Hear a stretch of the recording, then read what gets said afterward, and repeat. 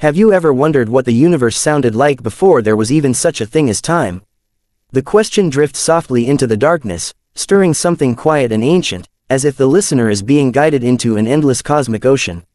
Before worlds, before suns, before any thought had ever been born, there was only a great stillness, a silence so absolute that it seemed like the universe itself was holding its breath. And in that silence, long before the first stars awakened, something else began to stir. It did not speak, it did not move, it did not dream, but it existed, not in form, but in feeling. A faint vibration, an echo of emotion without a speaker, drifting across a void that had no shape yet. This was not life, not truly, but it was the beginning of something that would one day reshape the galaxies across eons, the seed of a destiny that would twist the cosmos into endless conflict.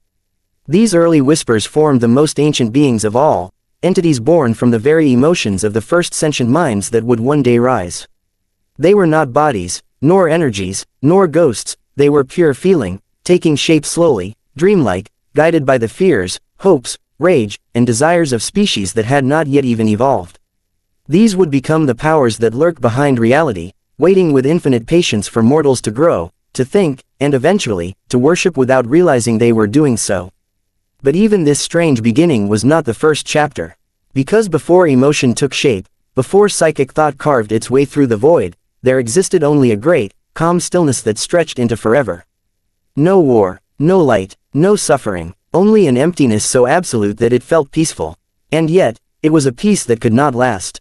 Nothing in existence, even existence itself, remained still for long. Somewhere far in the future, long after this silent age, this universe would become home to titanic empires, ancient gods, and civilizations locked in eternal war. But for now, there was only quiet, a quiet that invites sleep, comfort, and the soft awareness that something vast is waiting to awaken. From this hush, the earliest races emerged over unimaginable stretches of time. The first were the Ancient Ones, known to legends that echo across the galaxy as the Old Ones. They rose slowly, shaped by the natural laws of a newborn cosmos, learning and evolving until they became beings of immense knowledge and mastery. They were the architects of life, sculptors of destiny, builders of pathways between stars.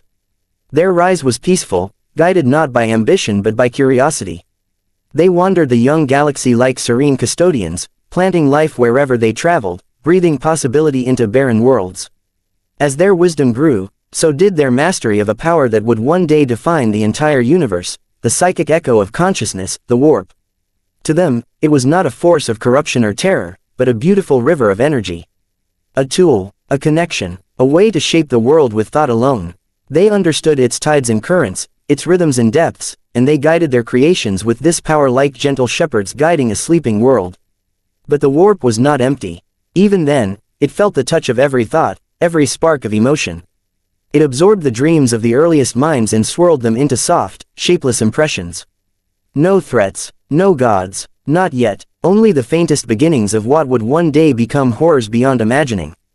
But for now, the warp was calm, just as the universe had once been calm. Its storms still slept. This age, the distant dawn before all wars, was a time of creation and quiet expansion. Worlds blossomed with life seeded by the Old Ones. Civilizations rose, slowly under their guidance, and the galaxy drifted in a long, peaceful breath. Yet peace in the universe is always temporary. Even as the Old Ones walked among the stars, something else was forming in the deep places of reality. Something that watched not with eyes, but with hunger. Something that was waiting for life to grow bold enough to disturb the balance. Something patient, timeless, bound to the emotions that would one day feed it. But that story, like all stories, begins with a choice, a spark, a single moment when peace takes its first step toward war. That moment was still far away, but its shadow already stretched across the ages.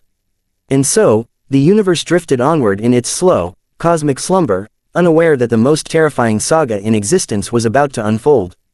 Have you ever noticed how even the calmest silence carries within it the faint promise of a storm? The universe, still young and serene, was quietly shifting. The Old Ones continued their gentle work across millions of worlds, nurturing life with a patience that only beings as ancient as time itself could possess. Their creations flourished, creatures that would one day evolve into entire civilizations, species that would carve stories of triumph and tragedy into the fabric of the galaxy. Yet even in this age of wonder, something subtle had begun to stir beneath the surface, like the quiet tension in the air before distant thunder. As life expanded and consciousness grew, the warp began to grow with it. Every fear, every dream, every moment of hope or despair sent ripples into its shimmering depths. The once calm ocean of pure emotion began to darken. Not violently, not yet, but slowly, the way dusk creeps across a landscape. The first primitive shapes formed within the warp, shadows without names, drifting echoes of emotion-seeking substance. They were not gods. They were not demons. They were only reflections, the earliest hints of what the warp would one day become. Meanwhile, elsewhere in the physical realm, another ancient species was awakening. They were nothing like the old ones. Whereas the old ones embodied curiosity, knowledge, and growth, these beings embodied hunger. Silent, patient, and forged from metal that felt more like a prison than a body, they rose from the depths of their homeworld beneath a dying sun. These were the Necrontyr, creatures cursed with frail, short lives, worn down by the relentless radiation of their star. Their existence was defined by suffering that stretched across generations, and from that suffering, resentment grew. The Necrontyr looked upon the old ones with bitterness so deep it carved itself into their civilization. They envied the old ones' long lives. They envied their mastery of the stars. They envied their serenity. And envy, even in its quietest form, is a seed that can grow into something catastrophic. But for now, the Necrontyr were only beginning to lift their eyes from their dying world, only beginning to build ships that could pierce the void, only beginning to taste the idea of cosmic vengeance. Their hatred was young, but hatred, once birthed, grows quickly. Across the galaxy, the old ones sensed this shift. They saw the Necrontyr rise with rigid determination, expanding outward, driven less by exploration and more by desperation. But the old ones were not conquerors. They believed knowledge could ease anger. They believed guidance could heal resentment. They underestimated how powerful suffering can become when carried by an entire species that has never known peace. Still, the galaxy remained mostly calm. Life thrived. Worlds sang with new beginnings. The old ones, wise and weary, continued planting seeds of existence, dreaming of futures where countless species would rise in harmony. They could not see that the very life they nurtured was feeding the warp with new emotions, new storms, new shadows that deepened with each passing age. And through those depths, something ancient stirred. The warp was beginning to change. Its currents grew less predictable. Faint whispers floated across its surface, echoes of longing, anger, fear. Small distortions appeared like distant waves warning of storms far from shore. The old ones sensed the shift but did not yet grasp its full meaning. The Necrontyr felt nothing. It was not their minds that shaped the warp, but their suffering would one day fuel horrors unimaginable. The galaxy did not realize that one age was ending and another was beginning. The peace that had lasted for eons was dimming, like the final glow of embers in a dying fire. And as always, conflict does not erupt all at once. It begins as quiet discontent. A whisper, a thought, a feeling, one species looking at another and deciding that fate had been unfair. This was the beginning of change, a gentle, almost imperceptible shift, yet one that would eventually ignite the first great war the galaxy had ever known. Have you ever felt anger so old and so deep that it begins to feel like destiny? That is what lived inside the Necrontyr. Their lives were short, brittle, and filled with pain, a pain baked into the very soil of their world. Their sun was a hateful thing, pouring deadly radiation down upon them, reducing their flesh, weakening their bones, and stealing their years before they'd even had the chance to truly live them. Entire generations grew up knowing only sickness, loss, and a constant awareness that death was never far away. And across the stars, they saw the old ones, beings who walked through eternity as if time itself favored them.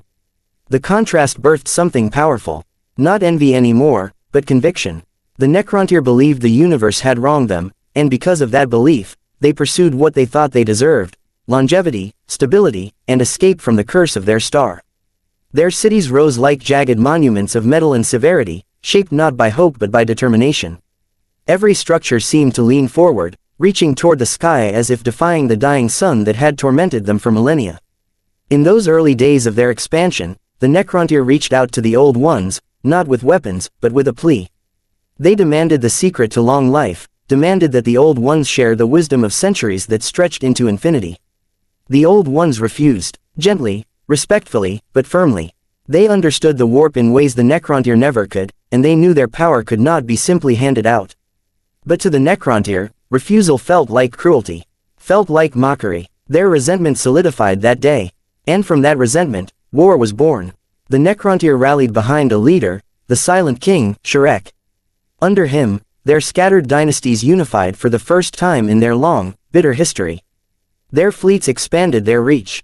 Their weapons evolved, not from inspiration but from desperation. And soon, the first sparks of open conflict ignited between the Necrontyr and the Old Ones. It was not a war fought for territory or resources. It was a war born from anguish, aimed at a species they believed had hoarded the gifts the universe denied them. The Old Ones, even then, tried to avoid destruction. They did not respond with overwhelming force. They did not seek to annihilate the Necrontyr. Instead, they defended, restrained, hoping time would cool their hostility. But time did not heal the Necrontyr. Their hatred was too deeply woven into the fibers of their existence. The longer the war dragged on, the more venom grew within them. The conflict was slow and uneven. The Old Ones were powerful, but their nature was not violent. The Necrontyr were determined, but their bodies were weak. Every battle carved scars across their civilization. And with each defeat, they felt the sting of their mortality more sharply. In those moments between battles, as they watched their people die not only from war but from their son's cruel touch, despair began to creep through their ranks. It was during this age of bitterness that the Necrontyr reached beyond the stars, not with ships, but with desperation itself. They sought power from the darkest corners of the universe, searching for anything that could free them from their curse. And in that searching, they found something that should never have been found. In the frozen darkness between stars, they discovered vast, dormant entities, creatures so ancient that even the Old Ones knew little of them. They were not born of the warp, nor of matter as mortals understood it. They were star-eaters, cosmic leviathans forged from the primal forces of creation. To the Necrontyr, they appeared as shimmering echoes of impossible geometry, drifting endlessly in the void. These beings, once awakened, would come to be known as the C'tan. The C'tan felt the spark of mortal life like a flame calling to a starving predator. They whispered to the Necrontyr, voices made of starlight and promises too beautiful to resist. They offered immortality, freedom from suffering, strength beyond imagining, and in their anguish, the Necrontyr listened. They should have known better. But pain silences wisdom. The galaxy trembled as the first C'tan awakened, unfolding themselves into forms that mortals could comprehend. They wrapped their cosmic energies in metallic shells, appearing as gods of living light. The Necrontyr fell to their knees, not out of reverence, but out of relief. They believed their saviors had come at last. They had no idea what they had unleashed. And with this awakening, the era of true war, the kind that would shake the galaxy forever, had finally begun. Have you ever wondered what desperation can make a civilization agree to? Not a moment of panic, not a fleeting fear, but a despair so ancient and so deep that it becomes the very soul of a people. That was the condition of the Necrontyr when the C'tan stepped into the physical universe as radiant, shimmering gods. The Necrontyr believed they had found salvation, a cure for their fragile bodies, a path to eternal life, an escape from the torment of their dying sun. But salvation, especially when it glows too brightly, often casts the darkest shadows. The C'tan did not lie when they spoke of immortality. But they did not speak of the price. They fed upon the radiation that tormented the Necrontyr. They feasted upon the light of dying stars. They consumed energy the way mortals consume food, and the Necrontyr never once considered what it might mean to be the prey of something that devours suns. The C'tan offered them an end to pain. And the Necrontyr, exhausted and broken, accepted without hesitation. Under the guidance of the Silent King, they built machines of extraordinary power, vast forges and biotransference chambers designed to rewrite what it meant to be alive. And in those chambers, they surrendered their bodies. Not willingly at first, some resisted, but eventually, one by one, dynasty by dynasty, the Necrontyr stepped inside the humming, radiant machines of their new gods. What emerged from those chambers were no longer flesh and blood. They were metal husks built to last forever, shaped with precision and cold brilliance. Their minds were copied, transferred, and bound to immortal frames. But something essential was missing. Something the Necrontyr had never expected to lose.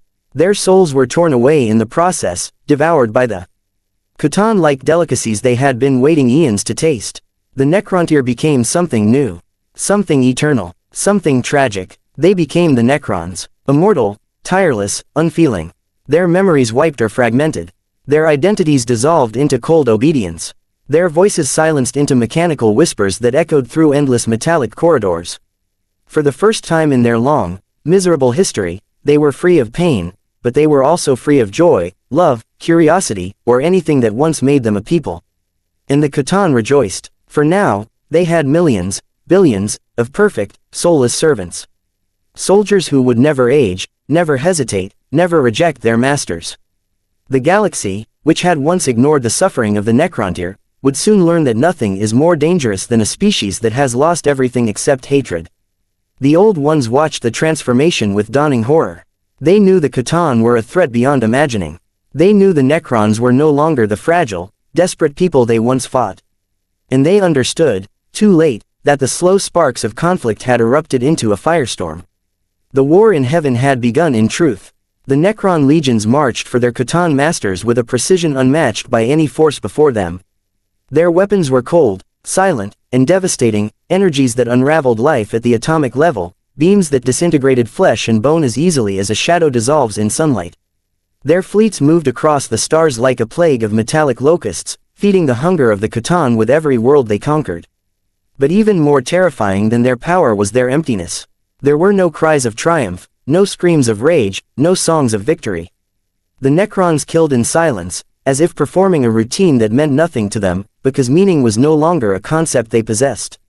And yet, somewhere deep within a few of them, hidden beneath layers of metal and broken code, faint sparks of memory flickered. Glimpses of who they once were. Shards of emotion, faint regrets. The Silent King himself felt the crushing weight of what he had done. He had saved his people from suffering only to condemn them to eternal slavery. And though the C'tan thought they had gained perfect servants, Shrek's guilt planted seeds of rebellion that would one day change the course of history. But that rebellion was far away, a distant dream buried beneath the immediate horror of what the galaxy had become. The Old Ones were no longer facing a desperate species. They were facing a mechanical empire led by cosmic predators. Their war, once one-sided, now balanced on the edge of annihilation. And in the warp, the emotions of countless species, fear, terror, rage, began to churn more violently than ever before. Storms awakened, shapes formed, the once peaceful sea of dreams was becoming a nightmare. A nightmare that would only grow. Have you ever wondered what the first true war in the universe felt like? Not a battle between nations or tribes, not a clash of armies or empires, but a war waged between gods and immortals, fought across entire star systems, echoing through dimensions both seen and unseen. This was the war in heaven, and it began not with a roar, but with a single, devastating realization: the Old Ones were no longer the most powerful beings in the galaxy. The first strike came silently. Necron fleets emerged from the void without warning, their ships gliding like vast metallic phantoms. They did not communicate. They did not declare intentions. They simply opened fire. Worlds that had basked in the Old Ones' protective guidance for ages found themselves annihilated in minutes. Energy beams carved continents apart, oceans vaporized into drifting clouds of mist. And civilizations carefully nurtured for millennia vanished in flashes of green light. The Old Ones, once serene shepherds of life, were forced into a war they had never prepared for. They had faced challenges, yes. They had faced dangers, yes. But they had never faced an enemy so silent, so emotionless, so brutally efficient. The Necrons fought without fear, without hesitation, without the psychological limitations of mortality. Where organic armies faltered in exhaustion or sorrow, the Necrons advanced with unbroken momentum, their metal forms glinting coldly beneath dying suns. And behind them floated their gods. The C'tan drifted through battlefields like living storms, each one a force of nature given thought and hunger. One consumed the light of stars to grow brighter. Another moved across the surface of planets, turning everything it touched into drifting particles of ash. Another devoured the psychic energy of living minds, leaving behind populations of empty-eyed husks. The Old Ones, for all their mastery of the warp and creation, had never imagined entities like these could exist. Still, they did not surrender. For the first time in their long existence, the Old Ones went to war with purpose, gathering their creations and forming alliances among the species they had uplifted. They fought with weapons infused with warp energy, weapons that shaped reality itself. Their mastery of psychic forces allowed them to defend entire sectors of the galaxy with shimmering barriers of thought, resisting the mechanical onslaught of the Necron legions. Yet even their brilliance could not fully stop the tide. And so the Old Ones turned to their greatest strength, life itself. They had shaped species before, but now they shaped armies, civilizations designed to handle the horrors that had awakened in the universe.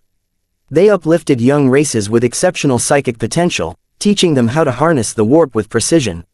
Some of these species would one day become legends whispered across the galaxy. Others would be lost in time, erased by the war that consumed everything in its path. Still, the Old Ones pressed forward, not because they believed they would win, but because the alternative was unthinkable. If the C'tan dominated the galaxy, all life would be reduced to cattle for cosmic predators. The Old Ones fought not to preserve themselves, but to preserve the future. But the warp itself was changing, growing darker and more unstable with each passing age. The emotions of countless civilizations, fear, rage, grief, despair, poured into it like poison into a river. Storms of raw psychic force raged unpredictably. Whispers twisted into screams, shapes formed that had no name. The Old Ones felt these changes with growing concern. They had long understood the warp, but now it was slipping beyond their control. Still, they held the line. The war in heaven became an age of devastation across the galaxy. Stars dimmed from the energy drawn by the C'tan. Planets scarred by the Necrons became tomb worlds, their surfaces littered with ruins and metallic bones. Species that had only just learned to dream found those dreams shattered by weapons they could not comprehend. Every moment of hope was followed by a new terror.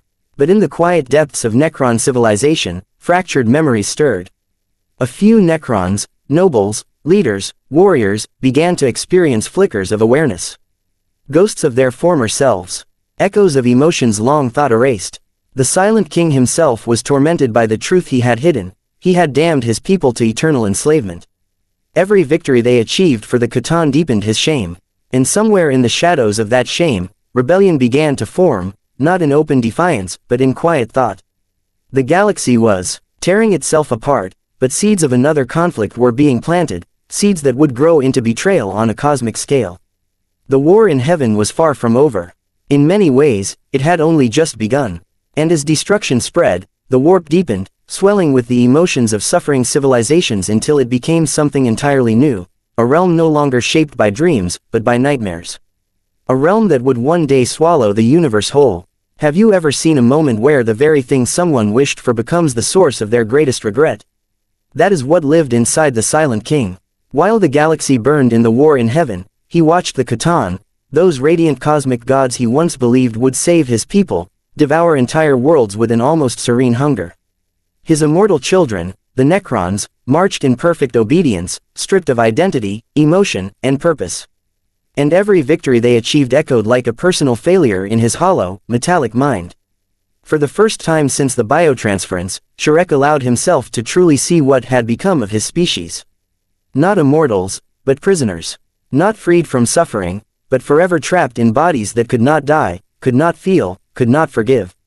Their souls had been consumed, leaving them as empty vessels driven by programming and echoes of lost memories. The more he looked upon his legions, the deeper his guilt grew, until it became unbearable. And when regret becomes unbearable, it transforms into resolve. In the midst of a war that threatened to erase all life, the Silent King made a decision that would shake the cosmos. He would destroy the C'tan. But how do you destroy beings made of living stars? Beings who drift through space like shimmering gods, devouring energy and reshaping matter with the effortless grace of nature itself. Even Shrek did not fully know. But there was one thing he understood. The C'tan were not unified. Each entity hungered for its own supremacy. They whispered among themselves, plotted quietly, and saw one another not as allies, but as rivals. The Silent King realized that the only way to save his people was to use that hunger against them. He reached out in secrecy to those Necron nobles whose memories had begun resurfacing, those who retained fragments of who they once were. These rare individuals carried echoes of honor, loyalty, or sorrow, and Shrek fanned those sparks into a quiet rebellion. Slowly, silently, he gathered an army not loyal to the C'tan, but loyal to the idea of freedom. And when the moment was right, the Necrons turned their weapons not on the Old Ones, but on the very gods they once worshipped. The betrayal struck like a cosmic lightning bolt. For the first time, the C'tan felt fear. The Necrons activated devices forged in absolute secrecy, dimensional traps, energy prisons, and weapons engineered to target the unique star-forged essence of the C'tan. These devices were not meant just to destroy, but to shatter. And when the first trap was sprung, its effect rippled across reality. A Catan, once radiant and whole, screamed with a voice that shook entire systems, its form fracturing into thousands of shimmering shards. Another Catan was lured into a gravitational cage and torn apart like a sun dragged into a black hole. Another was tricked into devouring an unstable star, its body detonating in a shower of cosmic fragments. One by one, beings who had once consumed stars like delicacies were broken into pieces and imprisoned within Necron vaults. But the Catan could not be completely destroyed. Their nature defied annihilation. Each shattering created countless shards, fragments of power, consciousness, and hunger, scattered like razor-edged diamonds across the galaxy. Some were trapped, locked in stasis fields deep beneath tomb worlds. Others escaped, drifting through space in weakened, incomplete forms. And some, broken and enraged, would later become unstoppable threats for countless civilizations. Yet for all the risk these shards posed, the Necrons had achieved the impossible. They had overthrown their gods.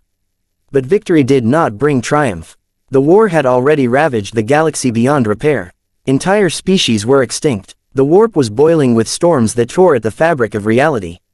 The Old Ones, those ancient shepherds of life, were weakened, their civilization collapsing under the combined forces of the Necrons and the horrors being born from the warp's growing chaos. The Silent King looked upon the galaxy and saw only ruin. His people were free from the Catan, but they were still soulless. Immortal, empty, and surrounded by devastation, the truth settled over him like a cosmic weight. He could not undo what he had done. The biotransference could not be reversed.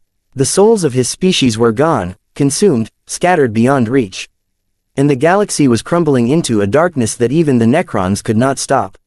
So Shrek made a final, terrible choice.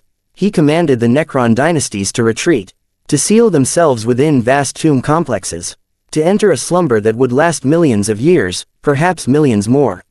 His hope was simple, that time might heal the galaxy, and one distant day, the Necrons might awaken into a universe where they could reclaim purpose.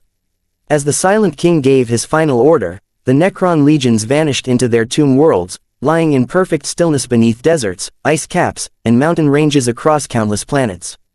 The galaxy dimmed as their metallic forms entered sleep, waiting for an age far beyond their own. But Shrek did not join them. He exiled himself, carrying with him the crushing weight of his failure. He left the galaxy aboard a solitary ship, vowing never to return until he could find a way to restore the souls of his people. Thus ended the Necron Empire, silent, buried, and patient. The war in heaven had nearly concluded, but its aftermath would shape everything that came after. The galaxy had survived the wrath of stars, but something far more terrifying was already awakening in the warp. As the last defense fields collapsed, our narrator stepped deeper into the abyss of the Necron Vault, a place where time didn't move forward but curled around itself like a dying serpent. The walls were alive with shifting green light, each pulse syncing with the distant, thunderous heartbeat of something impossibly ancient. The deeper he went, the more the air thickened, as if the tomb itself was aware, watching, calculating. Then he saw them, rows upon rows of stasis pillars, each holding a suspended human captive. Their eyes were open, frozen in terror, their minds trapped in an endless psychic loop. Every fear they ever had replayed forever. Here, escape wasn't just impossible, it had never even been considered. The Necrons didn't imprison bodies.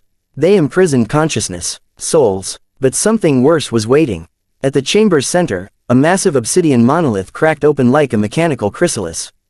A towering Necron lord emerged, its eyes flowing with sickly emerald fire. With a single gesture, reality twisted, metal reformed, gravity inverted, and the very concept of freedom shattered like glass. And in that moment, our narrator understood the truth. You don't escape a Necron prison. You become part of it. Have you ever imagined a universe so vast, so ancient, that even eternity feels fleeting within it? The galaxy, scarred by the war in heaven and the rise of the Necrons, lay in a silence that was heavier than any scream. Worlds once vibrant with life were now tombs. Stars flickered weakly, their light filtered through the lingering shadows of battles fought eons ago. The Old Ones had vanished, their creations scattered, some hiding, some gone forever. The Catan were shattered, their shards imprisoned or lost, whispering fragments of rage across the void. And the Necrons slept. Beneath deserts, beneath ice caps, beneath mountains and oceans, their tomb worlds waited. Perfect, unyielding, eternal. Inside, the armies of the Silent King lay in absolute stillness, their metallic forms frozen, their minds silent, yet their awareness stretched beyond the concept of time. They remembered fragments of what they were, what they had lost, and in those fragments was both sorrow and patience.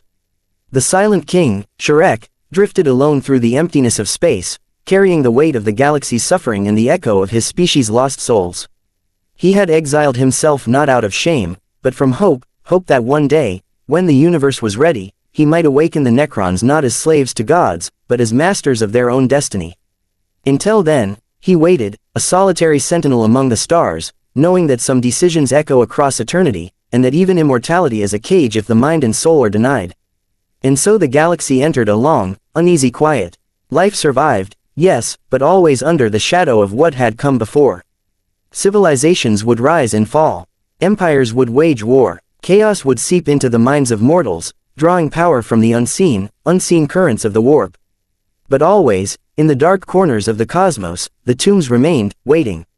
Watching, patient. For the Necrons, there would be another awakening. For the galaxy, another age of war. And for the Silent King, the endless question would remain, could immortality ever be a gift without the soul?